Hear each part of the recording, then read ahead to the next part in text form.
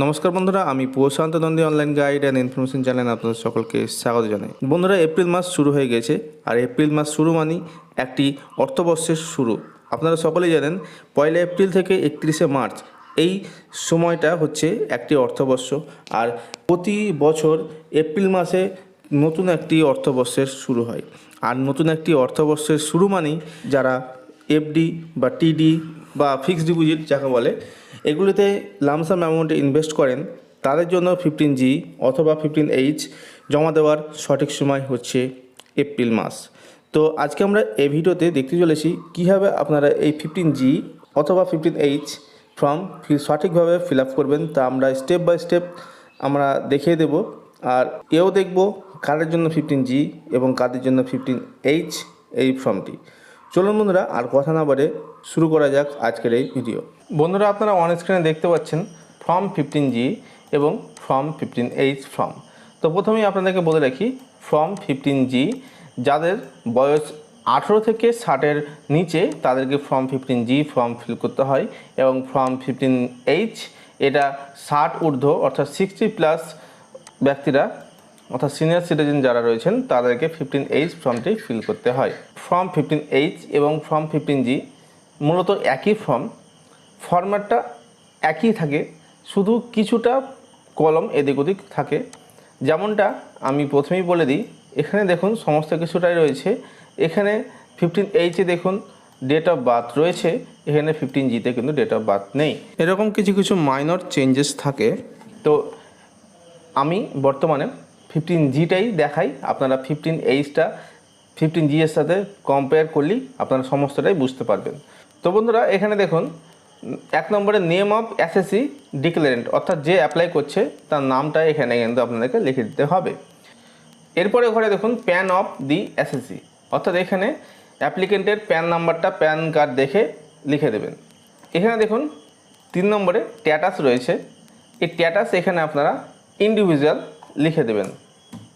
এরপরে রয়েছে 4 নম্বর previous year, অর্থাৎ এখানে কিন্তু প্রিভিয়াস ইয়ারে বলতে অনেকেই বোঝে গত বছর, কিন্তু গত বছর নয়, এটা বর্তমান প্রেজেন্ট ফিনান্সিয়াল ইয়ার PY, অর্থাৎ এখানে ধরে নেবেন প্রেজেন্ট ফিনান্সিয়াল ইয়ার্স, অর্থাৎ যে প্রেজেন্ট ফিনান্সিয়াল ইয়ার অর্থাৎ 2024-25 বর্তমানে প্রেজেন্ট ফিনান্সিয়াল ইয়ার্স চলছে, এই 2024-25টা আপনাকে এখানে লিখে দিতে হবে 2024-2025, এটা আপনারা এখানে লিখে দেবেন। এখানে দেখুন লেখা রয়েছে for which declaration is being made, অর্থাৎ কার জন্য আপনি এই ফর্মটি ফিল করছেন। বর্তমান সেশনের জন্য 2024-25, তাই এখানে 2024-25ই আপনারা লিখবেন। এরপরে রেসিডেন্টিয়াল স্ট্যাটাস, এখানে আপনারা রেসিডেন্টিয়াল লিখে দিতে পারেন, এখানে আপনারা রেসিডেন্টিয়াল বা রেসিডেন্ট লিখে দেবেন। এরপরে 6 নম্বরে ফ্ল্যাট, ডোর, ব্লক নম্বর যদি শিখে থাকে সেটা আপনারা দেবেন। 7 নম্বরে নেম অফ প্রিমিসেস, এখানে আপনাদের বাড়ির যদি নাম থেকে থাকে সেটা আপনারা এখানে লিখে দেবেন। এরপরে 8 নম্বরে রোড, স্ট্রিট, লেন, এখানে আমি বলবো আপনারা আপনার গ্রামের নামটা লিখে দেবেন। এরপরে 9 নম্বরে এরিয়া, লোকালিটি, এখানে আপনারা পোস্ট অফিসের নামটা লিখে দেবেন। এরপর 10 নম্বরে টাউন, সিটি, ডিস্ট্রিক্ট, এখানে আপনারা জেলার নামটা লিখতে পারেন। এরপরে 11 নম্বরে স্টেট, আপনার রাজ্যের নাম লিখবেন। 12 নম্বরে পিনকোড, আপনার পিনকোডটা দিয়ে দেবেন। এরপরে 13 নম্বরে ইমেল আইডির ঘরে ইমেল আইডিটা দিয়ে দেবেন। এরপরে 14 নম্বরে টেলিফোন নম্বর রয়েছে, এখানে উইথ STD কোড, যদি আপনারা টেলিফোন নম্বর দেন তাহলে STD কোড সহ দেবেন, আর মোবাইল নাম্বার দিলে আপনারা এখানে মোবাইল নাম্বারটা লিখে দেবেন। এরপরে 15 নম্বরে এখানে যদি আপনারা ইনকাম ট্যাক্স ফাইল করে থাকেন তাহলে আপনারা ইয়েসে ক্লিক করবেন, ইয়েসে টিক মারবেন। আর যদি ইনকাম ট্যাক্স ফিল করেন তাহলে কোন ফিনান্সিয়াল ইয়ার্সে ইনকাম ট্যাক্স লাস্ট ফিল করেছেন সেই ফিনান্সিয়াল ইয়ার্সটা এখানে লিখে দেবেন। আমি ধরে নিলাম যদি আপনারা রেগুলার ফিনান্সিয়াল ইয়ার্সে ইনকাম ট্যাক্স ফিল করেন তাহলে বর্তমান ফিনান্সিয়াল ইয়ার 2024-25, তাহলে এখানে আপনারা লিখে দেবেন 2023-2024, অর্থাৎ এর আগের ফিনান্সিয়াল ইয়ার্সে আপনারা ইনকাম ট্যাক্সই ফাইল করেছেন। আর যদি আপনারা ইনকাম ট্যাক্স ফাইল না করে থাকেন সেক্ষেত্রে আপনারা এই যে নো আছে লেখা, এখানে এই নোয়ের ঘরে এখানে টিক মেরে দেবেন। এরপরে চলে আসুন 16 নম্বরে। 16 নম্বর পয়েন্টে এখানে বলা হয়েছে আপনার ধরুন SBI অ্যাকাউন্ট রয়েছে, একটা ফিক্সড ডিপোজিট রয়েছে, সেই ফিক্সড ডিপোজিট থেকে আপনি কত টাকা ইনকাম করছেন অর্থাৎ কত টাকা ইন্টারেস্ট পাবেন বলে ভাবছেন বা কত ইন্টারেস্ট রেট, সেই ইন্টারেস্ট রেট অনুযায়ী আপনি কত পেতে পারেন সেই অ্যাকাউন্টে ইন্টারেস্ট সেটা আপনাকে এখানে লিখতে হবে। আমি আনুমানিক ধরে নিলাম আপনি এই অ্যাকাউন্টটার থেকে 30,000 টাকা আপনি ইন্টারেস্ট আর্ন করবেন এই 2024-25 অর্থবর্ষে। এবার 17 নম্বর পয়েন্টে বলা হয়েছে estimate total income of the present year, অর্থাৎ 2024-25 এই অর্থবর্ষে আনুমানিক আপনারা কত টাকা ইনকাম করতে পারেন। এখানে 10,000 টাকা আনুমানিক আমি ধরে নিলাম আপনারা প্রতি মাসে ইনকাম করেন, তাহলে 1,20,000 টাকা আপনার নর্মালি সাইড থেকে ইনকাম আসছে, প্লাস এই 30,000 টাকা, তাহলে আপনারা এখানে লিখবেন 1,50,000 টাকা। মানে এই সাইড ইনকাম প্লাস এটাও তো একটা ইনকাম হচ্ছে, ইন্টারেস্ট ইনকাম, এই দুটো ইনকাম নিয়ে আপনারা কত টাকা ইনকাম করছেন সেটা আপনাকে 17 নম্বর পয়েন্টে লিখতে হবে। এরপরে চলে আসুন 18 নম্বর পয়েন্টে। এখানে একটা কথা ভালো করে বুঝে নেন, total number of form number 15G, অর্থাৎ 15G ফর্ম আপনি কটা ফিল করেছেন। এটা ছাড়া এই অপশানটা তাদের জন্য যারা একাধিক 15G বা TDS ফর্ম ফিল করে থাকেন।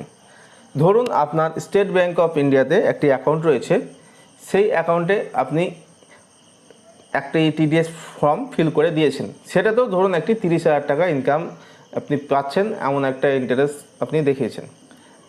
এবার ধরুন আপনার HDFC ব্যাঙ্কে একটি অ্যাকাউন্ট রয়েছে, সেই অ্যাকাউন্টেও আপনাকে TDS ফর্ম ফিল করতে হবে 15G। সেক্ষেত্রে আপনি এখানে লিখবেন total number of form 15G কটা ফিল করেছেন। এটা ছাড়া আপনি তো অলরেডি একটা ফিল করে দিয়েছেন স্টেট ব্যাঙ্ক অফ ইন্ডিয়াতে, তাহলে 1 লিখে দেবেন। এবার এই যে একটা ফর্ম ফিল করেছেন সেই ফর্মে আপনি কত টাকা ইনকাম দেখিয়েছেন, ইন্টারেস্ট ইনকামটা, সেই ইন্টারেস্ট ইনকামটা আপনাকে এখানে লিখে দিতে হবে। আমি সেটা 30,000 টাকা লিখে দিলাম।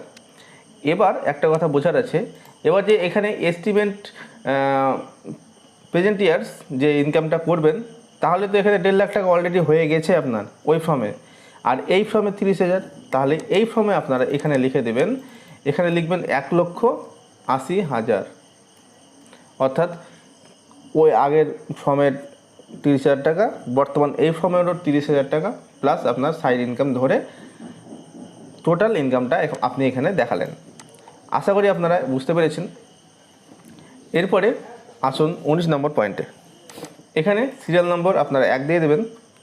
এবার এখানে আপনার যেই অ্যাকাউন্টের জন্য আপনি TDS ফর্মটি ফিল করছেন সেই অ্যাকাউন্ট নাম্বার এখানে লিখে দেবেন, অ্যাকাউন্ট নাম্বারটি আপনারা এখানে লিখে দেবেন। তারপরে এখানে নেচার অফ ইনকাম, এখানে আপনারা ইন্টারেস্ট লিখে দেবেন।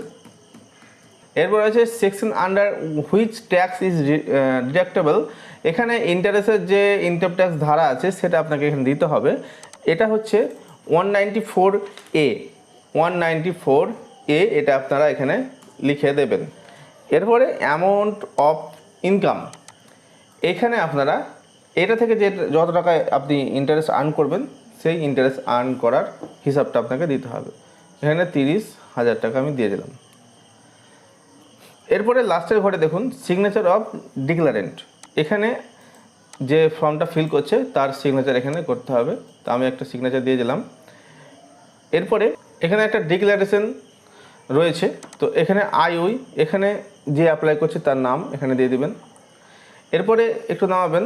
এরপরে দেখুন এখানে প্রিভিয়াস ইয়ার এন্ডিং অন, অর্থাৎ বর্তমান ইয়ারটাই এখানে প্রিভিয়াস ইয়ার, তো বর্তমান সেশনের লাস্ট ডেট অর্থাৎ 31শে মার্চ 2025 আমরা এখানে লিখে দিলাম।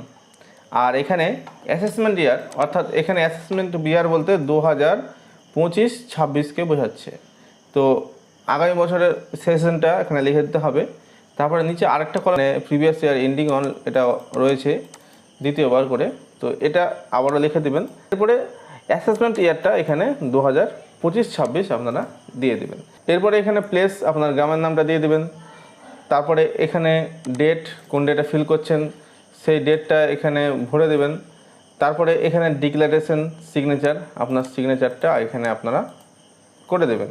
তো বন্ধুরা, এই ছিল আজকের TDS ফর্ম 15G এবং 15H ফর্ম ফিল আপের পদ্ধতি। শুধুমাত্র 15H এখানে ডেটটা অর্থাৎ ডেট অফ বার্থটা এখানে লিখতে হচ্ছে, তাছাড়া কোনো রকম ফর্মের কিন্তু চেঞ্জেস নেই, সমস্তটাই একই। আপনারা সঠিকভাবে দেখে এখানে ফিল করবেন। শুধুমাত্র ডিক্লারেশনের ছোট্ট একটি জায়গায় চেঞ্জেস হয়েছে। এখানে আই অর্থাৎ আপনি যে অ্যাপ্লাই করছেন তার নামটা এখানে দিতে হবে এবং এখানে প্রিভিয়াস ইয়ার এন্ডিং অন 31/3/2025 বোঝাচ্ছে এবং অ্যাসেসমেন্ট ইয়ার 2025-26 এটা দুবার লিখতে হতো, এখানে একবার লিখতে হচ্ছে। এখানে প্লেস, ডেট এবং সিগনেচার ডিক্লারেশন করে দেবেন, তাহলেই কিন্তু ফর্ম আপনার রেডি। এভাবে আপনারা ফর্ম ফিল আপ করবেন। তো বন্ধুরা, এই ছিল আজকের ভিডিও। এই ভিডিওটি যদি আপনাদের একটু হলেও ভালো লেগে থাকে তাহলে অবশ্যই একটি লাইক করবেন, কমেন্ট করবেন এবং বন্ধুদের সাথে অবশ্যই শেয়ার করে দেবেন। আর চ্যানেল নতুন দর্শক বন্ধু হয়ে থাকলে চ্যানেলটি করতে অবশ্যই সাবস্ক্রাইব করে পাশে থাকা বেল আইকনটি প্রেস করে দেবেন। তো বন্ধুরা, দেখা হচ্ছে নেক্সট কোনো ভিডিওতে। ততক্ষণের জন্য নমস্কার।